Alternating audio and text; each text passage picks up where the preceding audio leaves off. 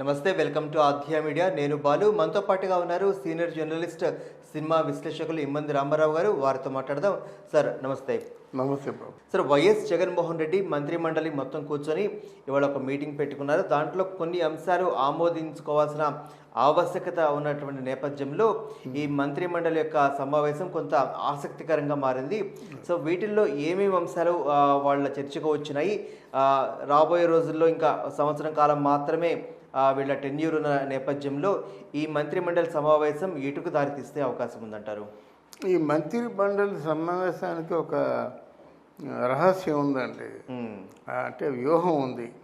ఎంతవరకు వీళ్ళు ప్రజల్లో అసలు ఈయన ఉద్దేశం ఏంటంటే గడప గడపకు ఏదో వైఎస్ఆర్ అంటే వాళ్ళు ఆయన గడప గడపకు ఎమ్మెల్యేలు రావడం అదేదో అట్లాంటి ఒక కార్యక్రమం పెట్టారు, కానీ ఆ కార్యక్రమం అంత సక్సెస్ అవ్వలేదు. గడప గడపకు వైకాపా, గడప గడపకు వైకాపా అది సక్సెస్ అవ్వలేదు.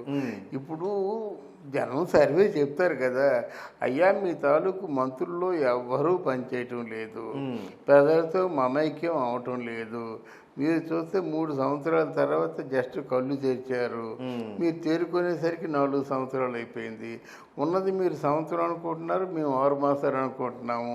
ఈ 6 మాసాల్లో ఏం చేయగలం? మీరు 1,00,000 ఇస్తామన్నా లేదు, 5 లక్షలు ఇస్తామన్నా లేదు అనేది మాత్రం ఎవరో కాన్ఫిడెన్షియల్ ఉంటారు. ఇప్పుడు వీళ్ళు పార్టీ వాళ్ళు ఏం చేస్తారంటే, నాకు ఎప్పుడు తెలిసిందంటే మొన్న తెలిసింది నాకు, అంటే కాన్ఫిడెన్షియల్గా బీజేపీ పార్టీ ఉందనుకోండి, ఫర్ ఎగ్జాంపుల్ చెప్తున్నాను.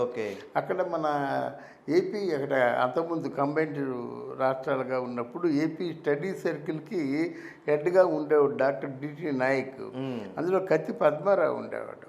అంటే సెంట్రల్ నుంచి ఏం చేస్తారంటే ఇక్కడ ఇన్ఫర్మేషన్ ఎలాగుందో యాక్చువల్స్ చెప్తారన్నమాట. అంటే వీళ్ళు చెప్పిన దానికి వాళ్ళు మళ్ళీ వీళ్ళకేమో శిక్ష వేయడం అలాగా చేయకూడదు. మాకు యాక్చువల్స్ కావాలంటే వీళ్ళు యాక్చువల్స్ పంపిస్తారన్నమాట.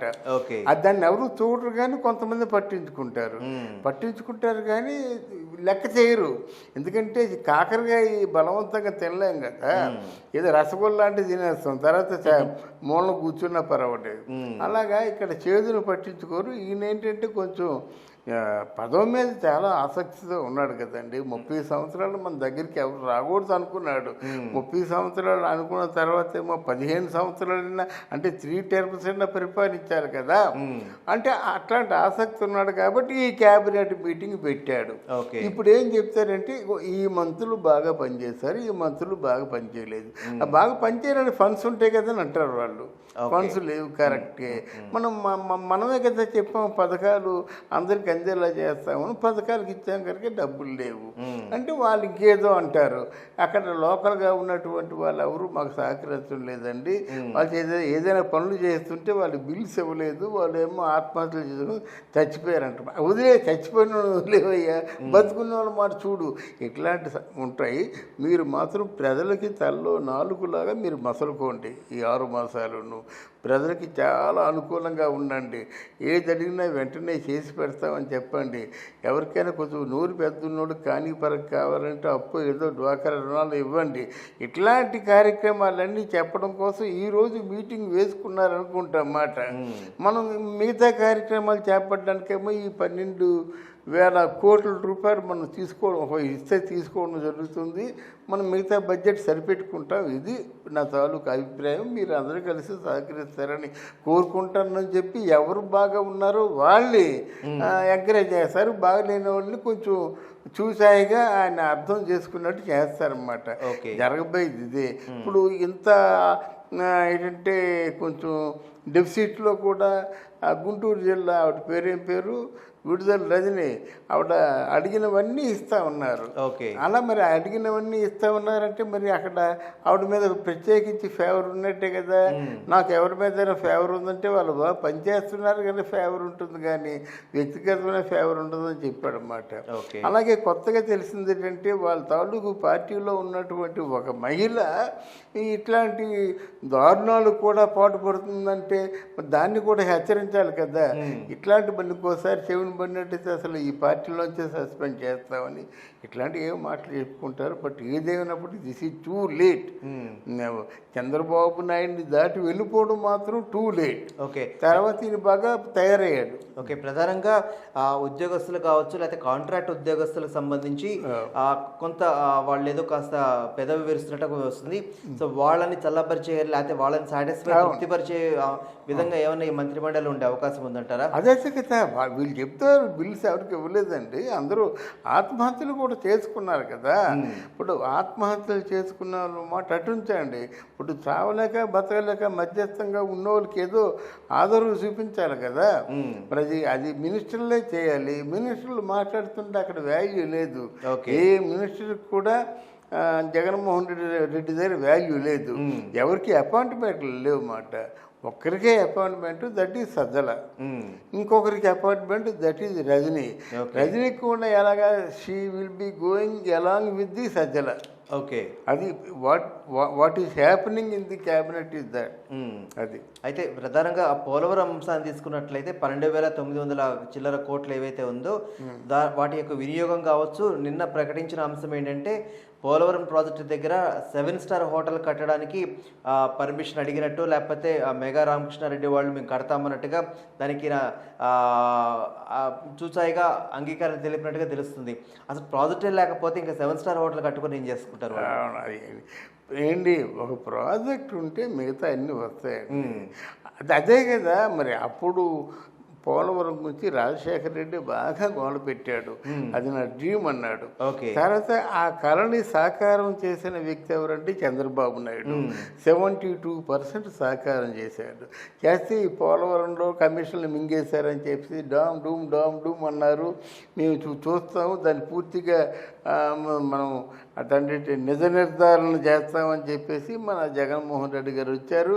ఎన్ని విధాల కింద మీద పెట్టినప్పుడు కూడా దాంట్లో కమిషన్లు ఎవరు తినేదేమి లేదు. మామూలుగా వాళ్ళు ఏదైతే అనుకున్నారో ఆ ప్రకారంగా చేశారన్నమాట. వాళ్ళు పనికిరారు. వాళ్ళు ఆ కాంట్రాక్టులు మంచి వాళ్ళు కావాలని ఏ నోటుతో అయితే అన్నావు ఆ నోటుతోనే మళ్ళీ ఆ కాంట్రాక్టులను పెట్టుకున్నావు. మరి అంతకుముందు ఈ కాంట్రాక్టులను పెట్టుకున్నప్పుడు తినేశారని చెప్పిన వాడివి, మరి నువ్వు పెట్టుకుంటున్నావు కదా, నువ్వు తినేసినట్టే కదా, ఒప్పుకోవాలి కదా దాన్ని. ఏటో మొత్తానికి పరిపాలన అనుభవం లేక కేవలం మన మాటకి జడిసి మన తాలూకు ఆ పవర్ జడిసి వీళ్ళందరూ లొంగే ఉంటారు అనుకున్నాడు. కానీ ఎవరండి లొంగుతారు? వాళ్ళ నాన్నగారు కాబట్టి లొంగారండి అన్నాడు. అంటే ఇటు కొంచెం రౌడీలాగా ఉన్నాడు ఏ బాబు అని చెప్పి అందరితో చెప్తుండేవాడిని. అందుకే కదా ఎంపీ సీట్ అంటే మన ఢిల్లీ పంపించేశాడు, బెంగళూరులో అని చెప్పాడు మాట. ఎవరు లొంగుతారండి? ఊళ్ళో ఆ కుటుంబంలో అందరూ తల్లి కూడా లొంగుతుంది. ఆ కుటుంబంలో వాళ్ళు లొంగుతారు. మిగతా వాళ్ళు ఎవరు లొంగుతారండి? ఎవరి మీద నువ్వు హద్దును చూపిస్తావు నువ్వు? ఓకే, అందువల్ల డెఫినెట్గా ఇది కొంచెం హింసాత్మకమైనప్పుడు కూడా జనంలోంచి ఒక తిరుగుబాటు వస్తుందండి. రైట్. మరో విధంగా రాబోయే రోజుల్లో ఎన్నికలు వస్తున్న నేపథ్యంలో ఎంప్లాయీస్ కావచ్చు, కాంట్రాక్ట్ ఎంప్లాయీస్ కావచ్చు, వాళ్ళకి రావాల్సినటువంటి జీతపత్యాలు లేకపోతే బకాయిలు ఏవైతే ఉన్నాయో దానికి సంబంధించి ఒక నిర్ణయం తీసుకుంటే బాగుంటుందేమో. దానికి సంబంధించి ఎటువంటి కీలక ప్రకటన ఉండదు అని చెప్పి ఒక వార్త వినిపిస్తుంది. కానీ మనం గెలవాలి అంటే అటు ఎంప్లాయీస్ కావచ్చు, లేకపోతే పెన్షనర్స్ కావచ్చు చాలా కీలక పాత్ర పోషిస్తుంటారు. గతంలో చంద్రబాబు నాయుడు గారు ఓడిపోవడానికి కారణం ఎంప్లాయీస్ అని చెప్పి చెప్తూ ఉంటారు. సో ఒకవేళ వాళ్ళని తృప్తిపరచని నేపథ్యంలో ఈ మంత్రిమండలి సమావేశం పెట్టుకునే ఉపయోగం ఉండదు కదా. గతంలో చంద్రబాబు నాయుడు ఓడిపోవడానికి కారణం ఉద్యోగస్తుల్ని బాగా హింస పెట్టేవాడండి. వాళ్ళు డబ్బులు లేట్ చేసేవాడు కాదు. ఇప్పుడు జన్మభూమి ఒకటి కొంప ముంచేసింది. ముఖ్యంగా అవినీతి చేయనిచ్చేవారు కాదని చెప్పి అనేవాళ్ళు. అదే అంటే ఆయన పనులు చేయించడం మామూలు కాకుండా చర్నాకోలు పట్టుకొని పని చేయించినట్టు చేయించేవాడు. అది కారణం. ఇక్కడ నిన్న చెప్పారు, వినలేదా మీరు? ఇప్పుడు సజ్జల రామకృష్ణారెడ్డి గారు ఆయన చెప్పారన్నమాట ఉద్యోగస్తులకి, మన ఇద్దరి మధ్య మైత్రి బంధం ఉంది, మీరు లేకపోతే మేము ఎక్కడ ఉంటాము, మా పరిపాలన సజావుగా సాగాలంటే మీరు మాకు సహకరించాలి అని నిన్న సజ్జల రామకృష్ణారెడ్డి ఆయన చెప్పాడు. ఉద్యోగస్తులతో చెప్పాడు, ఉద్యోగస్తుల లీడర్స్తో చెప్పాడు మాట. అయితే కొంచెం లేట్ అవుతుంది కానీ మీకు ఇవ్వాల్సింది నెట్టిపోదు, మీ సహకారం లేకపోతే మీరు లేవని చెప్పాడు. నేను చెప్పాడు. అయితే ఇస్తారో ఎవరో తెలియదు కానీ మొత్తానికి మీకు తప్పకుండా మీకు న్యాయం జరుగుతుందని చెప్పారు. Okay, right. థ్యాంక్ యూ అండి. Thank you Babu.